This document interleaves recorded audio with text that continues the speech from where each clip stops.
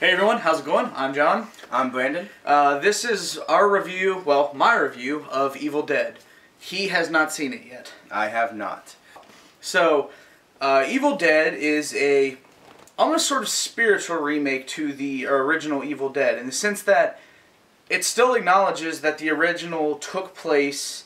It's kind of afterwards. It's in that same universe, but this is very separate from the other one. This is a first-time director, Fede Alvarez, and this movie is just a gore fest. It's all very, very practical, which made it look really more realistic. Because I don't care who you are, the most gory shot doesn't look good in CGI. And you notice how, like, in a lot of movies, they always have to kind of, like, they do some sort of cuts, or, like, they don't actually show the violence. All of the violence in this movie is absolutely head-on. If you see someone get hit in the head, there's not a cut, there's not, like, a closer zoom in, it's the same shot. And it all looks very realistic. And there was the only CGI they used was at the very beginning of the movie and some touch-up, and it was, but it wasn't horrible. It stayed very true to the original Evil Dead. If you remember, like when the like the very fast shots of like the camera just kind of floating through the woods and stuff. There's a lot of that. It's outside of that, it's a very typical horror movie kind of fashion, but it feels like the original Evil Dead. The people in this movie honestly aren't super memorable. The acting, I thought, started off in the first scene. I was a little worried, but as it progressed, they all showed great progression. However, there's one exception to that rule. The girl that plays Mia, she's pretty much the centerpiece of this whole movie. This movie's not just them going out on a summer trip. Mia, the character, is a drug addict, and she's trying to kick her habit, so they're making her go through her withdrawal out in the woods. And she is phenomenal. I can't wait to see her in more stuff. I know she's one of the stars in a show called Suburgatory, which I've watched, and this definitely showed how much range she really has. Now, this movie is billed as the most terrifying film you'll ever experience. They do employ things like jump cuts, although I will say they weren't placed like you would usually think. It wasn't like we were like, and get loud noise now. They were they caught you by surprise, but I don't really count that. There was a lot of actual scary parts where it was just cringing and hard to watch. But a lot of it was just seriously, and I've watched a lot of like Grindhouse B films. This is the most gory film I've ever seen. It's just brutal. Some of the things they do to these characters. It's nightmarish and haunting. Like, I still think of some of them and I want to cringe. I'll go on to say, this movie is only an hour and a half long. It was the longest hour and a half I've ever experienced. Like, it was very uncomfortable trying to make it through that movie, which I think is great. It did its job in that department.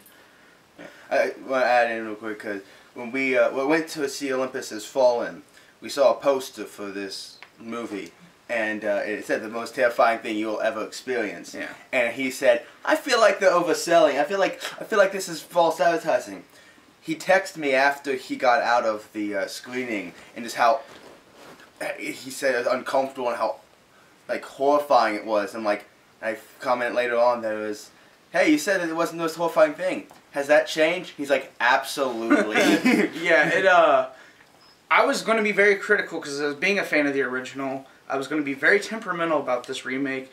And as soon as you bill your movie as the most anything, automatically, if it just falls short of that, it's just not a smart marketing technique. But this, I mean, if you're a diehard Evil Dead fan, you will notice so many small nods to the original, and it stays so close in the universe without having any of the humor. There's no humor in this. It's just all brutal and violence and scares. To be fair, there wasn't any humor in the original. It was kind of second was horror comedy, and then the third was just comedy. Well, the first one was funny at parts just from the melodramatic acting, but yeah. So this, I mean, this stays true to trying to be a serious film, but like, there's a lot of small little Easter eggs for the fans, and it's not just like small Easter eggs. Like, it's just they got that vibe, and it's just got that cinematography, and it stays very true to the franchise without feeling like it's just a shot-for-shot remake. Yeah. There's a lot of comments on the internet about the whole fact that Ash is not in this one. And Ash is the only continuation, like, Ash and the demons and everything are the only things that connect all of the Evil Dead movies. Well, they actually do a very good job of the opening scene, kind of basically hints that, you know, the Necronomicon, the Book of the Dead, kind of has its way of finding itself back to this cabin, and this book just does this over and over again. So, like, Ash isn't the only one. Okay. So, and also, Sam Raimi has said that while this movie, thank goodness, is getting a sequel, they're also doing Evil Dead 4. Ash is coming back. So, I'm totally okay with both of these movies living side by side. I'm very curious to see Evil Dead 4. Yeah. I don't know what the heck is going to happen. I kind of... If no one's seen Burn Notice, this won't make any sense at all. I'm kind of like hoping that like Ash is going to be doing all these really badass things and Michael Weston's just going to pull up in the Charger and start killing people. That's him and terrible. V. Oh man. Well, they already said it's going to be him much older. I imagine if you've seen the actual ending to Yes. Army of Darkness, not the S-Mart ending, but the one where he sleeps too long, it would only make sense for Evil Dead 4 to take place in a post-apocalyptic future. Guys, yeah. There's not a whole lot bad I could say. Honestly, the worst part of this whole movie was like, there's a scene in the beginning, this doesn't give anything away, it's just when they're pulling up to the cabin and the Jeep crosses the bridge and it looks like a miniature on a string and it's like glitchy, like you know, they're like trying to pull it across this track.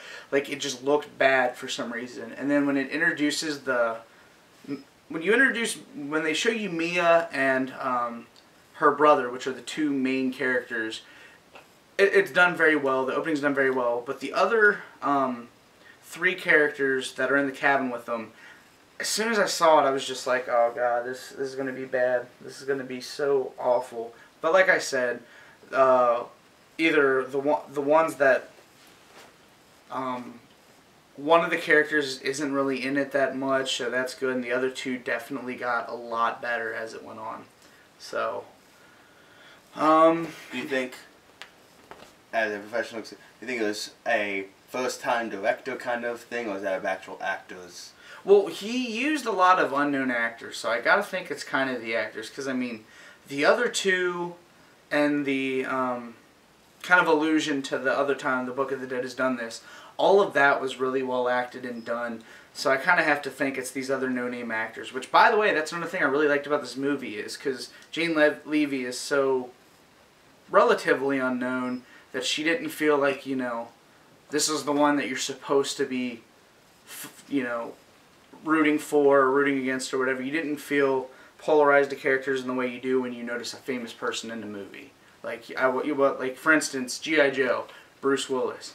You don't really think he's some Joe, you're thinking Bruce Willis the whole time. You don't have that problem. So I see why they did that with the no-name actors, but I really think it was the actors' fault. Okay. I can't wait to see more from Fede Alvarez. This review's kind of slanted. I really don't have too much bad to say about this film.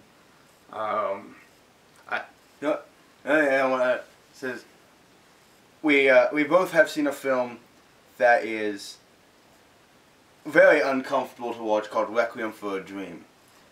And if anyone has seen Requiem for a Dream, they know how uncomfortable that movie is by the end.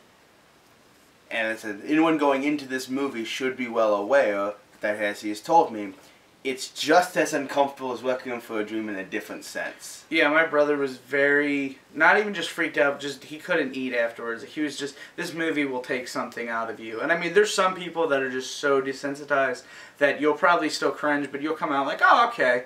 But for the most part, most people seeing this, it's going to be a challenge in a fun way to, I mean, you know, I keep saying how fans of Evil Dead will love this movie. Fans of real, actual, gritty horror films are going to love this, but it is going to be a challenge to make it through.